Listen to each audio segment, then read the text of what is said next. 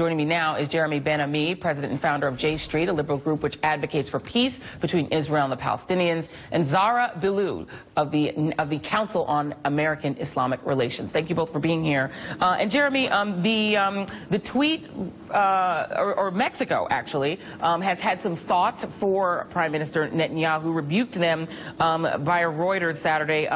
This is what the Mexican Foreign Ministry said. It says the Mexico Foreign Ministry expressed to the government of Israel via its ambassador in Mexico profound astonishment, rejection, and disappointment over Prime Minister Netanyahu's message on Twitter. Mexico is a friend of Israel and should be treated as such by its Prime Minister. What is going on in terms of the politics in Israel from your point of view as to why Netanyahu would support something that was issued on Holocaust Remembrance Day? And by the way, the proclamation by the president on Holocaust Remembrance Day did not include a mention of the Jews that were killed in the Holocaust. So that was interesting. Your thoughts? Right. We're seeing a really troubling development in politics, which is that the far right of American politics is aligning with the far right of Israeli politics almost on a no questions asked basis. It almost doesn't matter what one side is doing and what the policy is. The right wing here will back the right wing there and vice versa.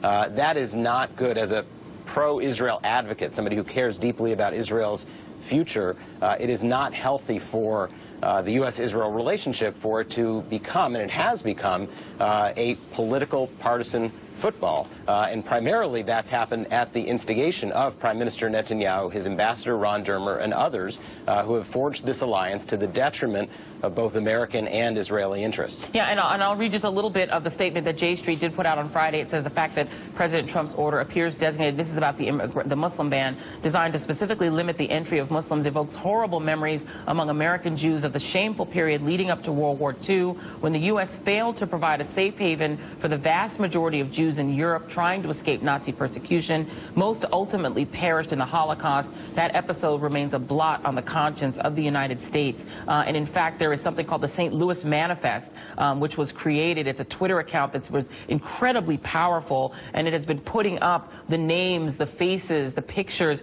of young people, Regina Blumstein, Werner Stein, Ermengarde Koppel, Grieve, and others who were killed after we denied them entry to the United States. Zahra, I want to ask you, this is something that we have seen happen around the world, the persecution of people based on their religion. Obviously, it happened during the Holocaust to European Jews. What do you make of the reaction around the United States to what is clearly persecution of Muslims just for trying to visit their families in the United States? I have found hope in just how incensed my fellow Americans are that our now president is attempting to fulfill his campaign promises.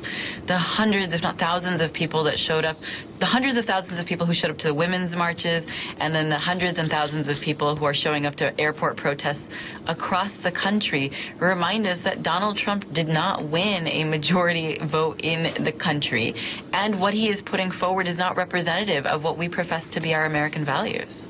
And, you know, Jeremy, I think for a lot of us who look at the far right sort of taking hold really across the globe, how can progressive Israelis, progressive Americans, how can we come together and sort of fight this? I really am sort of at a loss.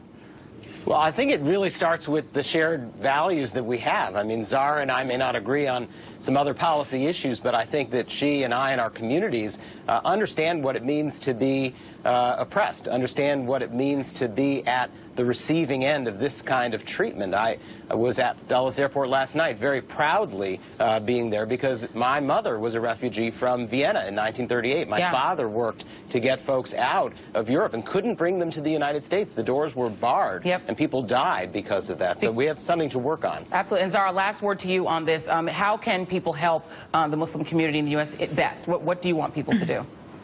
I would offer three things. One, there are ongoing protests at the airports. Show up to one Sunday.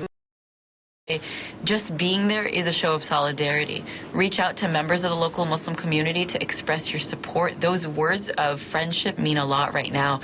And then connect with a Muslim organization that's doing this work, whether it's CAIR, the Council on American-Islamic Relations, ADC, the Arab American Anti-Discrimination Committee, the Muslim Public Affairs Council. The list is long. Thank you. Yeah. Absolutely. Well, we stand with you. I think most Americans are horrified by what we're seeing. We really appreciate you coming together to talk to us. Jeremy Ben-Ami and Zahra Billoo.